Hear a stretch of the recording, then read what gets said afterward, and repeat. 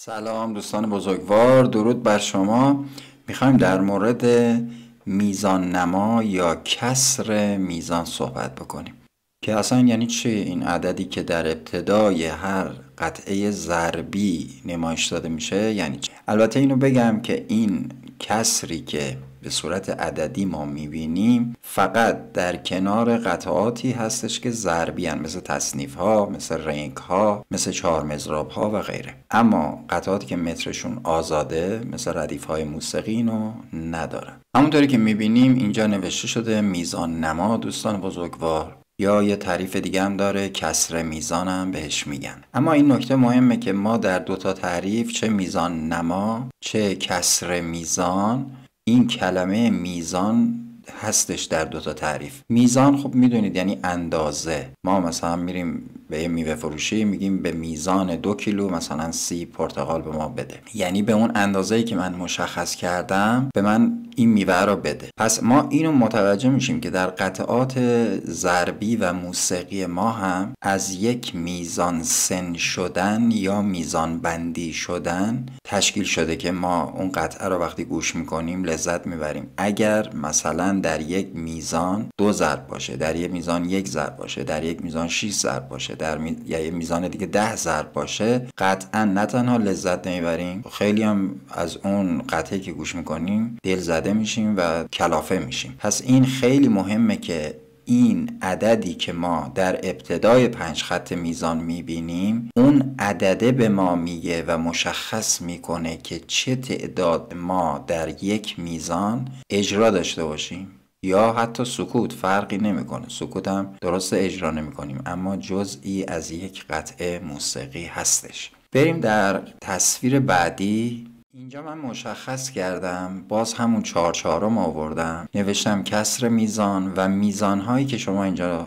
نگاه میکنید مشخص شده و اون خطی که دارید شما ملاحظه میکنید خط میزانه، یعنی یه مرزی و یه اندازه‌ای را برام مشخص میکنه. بعد از اینکه 4 تا مثلا نوت سیاه تشکیل شد یا 6 تا نوت چنگ یا 16 تا دولا چنگ و حالا شکل‌های دیگه که بعداً توضیح میدیم، اون خط رو بعداً باید بکشیم. میزان‌ها به زبان خیلی عامیانه و ساده بگم که حالا برخی از بچه‌ها بهتر متوجه بشن، عین این میمونه که شما عین این جعبه‌های میوه، جعبه‌های انگور یا جعبه‌های دیگه‌ای که داخل اون مثلا به اندازه 2 کیلو انگور قرار میدن، 2 کیلویی، 1 کیلویی و غیره، اینم دقیقاً به همین صورته، به اون اندازه‌ای که در ابتدا نوشته شده، همون 4/4 که یعنی 4 تا سیاه در هر میزان، وقتی که اونجا نوشته شد اون خط ما میکشیم، یعنی بسته بندی شده، اندازه بندی شده و میزان بندی شده. پس نوت ها را ما مقداری که اون عدد اونجا نوشته شده اندازه بندی میکنیم و بعد اون خط میزان را میکشیم. همونطوری که میدونید، خیلی از شما احتمالا اینو بدونید که نوت گرد ما داریم، نوت سفید داریم، نوت سیاه داریم، چنگ، دولا چنگ، سلا چنگ هم داریم. حالا من همین چند تا بیشتر ننوشتم، وقتی یاد بگیریم خب مهم نیستش حالا سلا چنگ یا چالا چنگ و اینا هم بگیم. اما اینا رو ما فعلا نوشتم اینجا. نوت گرد مادر نوت های از لحاظ وزن و اندازه، وزن بیشتری داره. بعد نوت سفیده، بعد نوت سیاه را ما داریم، چنگ داریم، دولا چنگ داریم، سلا چنگ داریم، 4 لا چنگ، 5 لا چنگ، 6 لا چنگ هم داریم، ولی خیلی کاربرد کمتری دارن دیگه. نهایتا در بیشتری از قطعات که ما میبینیم تا سلا چنگ یا نهایتا 4 لا چنگ بیشتر نداریم. از لحاظ وزنی نوت گرد یک واحد 4 ضربی داره، اما در کسری که نوشته میشه مثلا می نویسن 4/1. 4/1 یعنی 4 تا نوت گرد در یک میزان. اگر مخرجش 1 بود و صورت 4 بود یعنی 4 تا نوت گرد. اگر مثلا نوشته بود 4/2 یا 2/2، دویی که اونجا شما ملاحظه میکنید روبروی نوت سفید، 2 نماد سفیده. یا بعد اون 4 نماد نوت سیاهه، یا 8 نماد نوت چنگه، یا 16 نماد نوت دولاچنگه، یا 32 نماد نوت سلاچنگه، یا 64 نماد نوت چهارلاچنگه. اما این مهمه که من میخوام اینو یاد بگیرم اگر یه جایی دیدم ابتدای قطعه نوشته حالا 4 چهارم، از کجا بفهمم صورتی که 4 یعنی چی؟ مخرج یعنی چی؟ حالا میخوام اینو توضیح بدیم. 4 که در صورت مینویسه مثل اینجا رو نگاه بکنید، این تصویر رو اینجا ببینید نوشته 4 نوت سیاه در هر میزان. یه 4 نوشتیم، یه نوت سیاه رو گذاشتیم مخرج، روبروی اون نوشتیم 4 چهارم. همین 4 چهاریه که من دارم الان مثالشو میگم. مخرج نماد شکل نوت یعنی مثلا گرد، سفید، سیاه، اینو به ما میگه. صورت تعدادشو میگه. یعنی وقتی که من یه جایی رو میبینم 4 چهارمه، 4 نماد نوت سیاهه. حالا از کجا بفهمم؟ این 2 تا راه داره. یکی این که شما این جدول رو بدونید. اینجا ببینید، این جدول رو دقت بکنید. ما یه نوت گرد داریم، زیر اون 2 تا سفید داریم، بعد تبدیل شده به 4 تا سیاه، بعد 8 تا چنگ، بعد 16 تا دولاچنگ و در نهایت 32 تا سلاچنگ. حالا تا همین 32 که برای سلاچنگی بسنده میکنیم. ببینید اینجا رو شما داخل یه دونه گرد 4 تا سیاه دارید. حالت هرمی داره دیگه، یعنی از نوت مادر، نوتی که وزنش بیشتره، تقسیم شده اومده پایین. من حالا برای اینکه بهتر اینو متوجه بشیم فکر بکنید نوت گرد وزنی که داره 4 کیلوه. فکر بکنید 4 کیلوه، در حالی که واحد موسیقی ضرب و شمارش دیگه یا عدد دیگه. ما میگیم مقدار کشش نوت گرد 4 ضربه، نمیگیم 4 کیلوه که. اما فکر کنید 4 کیلوه. نوت سفید وزنش 2 کیلوه دیگه، یعنی هر نوت سفید شما وزنش 2 کیلو اگه باشه که ما میگیم 2 ضرب، پس 2 تا سفید برابری میکنه با 4 کیلو دیگه. 2 تا 2 کیلو میشه 4 کیلو. بعد فکر بکنید این سیاها مثلا هر کدومشون یک وزنه های 1 کیلویی هستند. خب 4 تا 1 کیلو میشه 4 کیلو دیگه.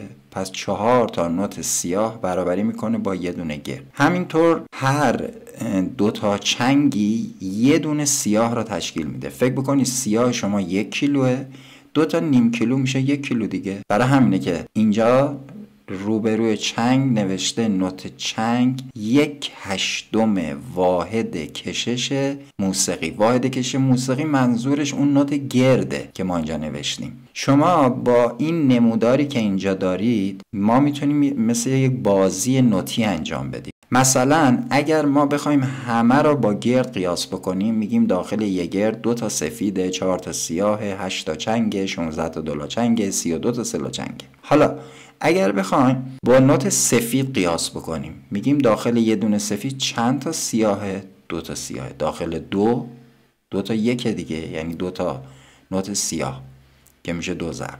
هر سیاه 1 ضربه، 2 تا سیاه 2 ضربه. حالا داخل سفید 4 تا چنگ، 8 تا دولاچنگ، 16 تا سلاچنگ. همچنین دوباره میگیم داخل یه دونه سیاه 2 تا چنگه، 4 تا دولاچنگه و همچنین 8 تا سلاچنگه. به همین ترتیب میتونیم بازی نوتی کنیم، یعنی ارزش نوت ها و کشش نوت ها را با هم دیگه قیاس بکنیم. اما اینی که ما این جدول رو بدونیم، حالا در همین حد که بدونیم یه دونه گرد 4 ضربه، سفید 2 ضربه، سیاه 1 ضربه، چنگ نصف سیاه، دولاچنگ نصف چنگ، سلاچنگ هم نصف دولاچنگه. در همین حد که بدونیم، ما وقتی که مخرج 4 رو میبینیم، اونجا اگر نگاه بکنی سمت راست نوت سیاه نوشته 1/4. 4 نماد سیاه، 8 نماد چنگ، 16 نماد دولاچنگ، 32 نماد سلاچنگ. یعنی اگر شما هر جا دیدید مثلا دیدید 6/16 مخرجش چنده؟ 16. 16 را وقتی دیدید میگید خب این 16 نماد دولاچنگه. پس در صورت هر عددی بود یعنی اون تعداد دولاچنگ. پس اینو دوباره بگم، مخرج شکل اون نوته رو مشخص میکنه که یعنی گرد، سفید، سیاه چیه. صورت تعدادش رو مشخص میکنه. مثل همین که گفتم 6/16 مخرج 16 درسته؟ اینه درسته؟ وقتی که 16 رو شما میبینید میگی 16 نماد دولاچنگه، پس صورتش که 6 یعنی 6 تا دولاچنگ در هر میزان باید باشه. مثلا شما در یک قطعه میبینید نوشته 6/32. 32 نماد سه‌لاچنگه، یا مثلا 3 اگر بود، مثلا 3/32 یا 6/32، حالا هر چی که بود، اون نماد تعداد سه‌لاچنگه. پس 6/32 یعنی 6 تا سه‌لاچنگ در هر میزان. یک راهش اینه که ما این جدول رو بدونیم و به صورت کلی یاد بگیریم، مثل یه چیزی که حفظش بکنیم که چند بار که نگاه بکنی یاد میگیریم دیگه. اونایی که موسیقی کار میکنن چه بخوان چه نخوان، چون اینقدر با اینا کار دارن، شما همین ریتم هایی که در هر قطعه کار میکنید با ارزش این نوت ها سر و کار دارید دیگه، یاد میگیریم. یک راه دیگه اینو داره که ما بیایم نوت مادر گفتیم نوت گردمونه، هر کسری رو دیدیم باز مثلا 4/4. من اینو نمیدونم از کجا باید یاد بگیرم و چی کار بکنم که بفهمم 4 که مثل اینجا، 4 که من در صورت دارم و 4 که در مخرج دارم. من یادم رفته یا بلد نیستم، نمیدونم 4/4 نمیدونم چه چیزی میشه، نمیدونم سیاه، سفید، گرده. یک راهش اینه که شما بیاید با نوت مادر، یعنی همون نوت گرد رو میگن نوت مادر که وزنش از همه بیشتره، بیاید با اون قیاس بکنی. یعنی چی کار بکنی؟ یعنی بگید اول بیاید سراغ مخرج، بگید 4 تا چی میشه یه دونه گرد؟ 4 تا سیاه میشد یه دونه گرد، درسته؟ اینجا رو دقت بکنید ببینید 4 تا نوت سیاه برابری میکنه با یه دونه گرد. پس حالا چون 4 تا سیاه میشه یه دونه گرد، پس در صورت ما هر عددی بود یعنی اون تعداد سیاه. یعنی اگه 4/4 پس یعنی 4 تا سیاه. یا مثلا در یه قطعه نوشته شده 6/8. من میخوام اینو یاد بگیرم و بتونم حساب بکنم، چون موسیقی با ریاضی در ارتباط دیگه. خب اینجا رو دقت بکنید ببینید 6 تا نوت چنگ زیر این نوت گرد قرار گرفته، یعنی 6 تا چنگ برابری میکنه با نوت مادر که همون نوت گرده. پس حالا صورت ما هر عددی باشه یعنی اون تعداد چنگ.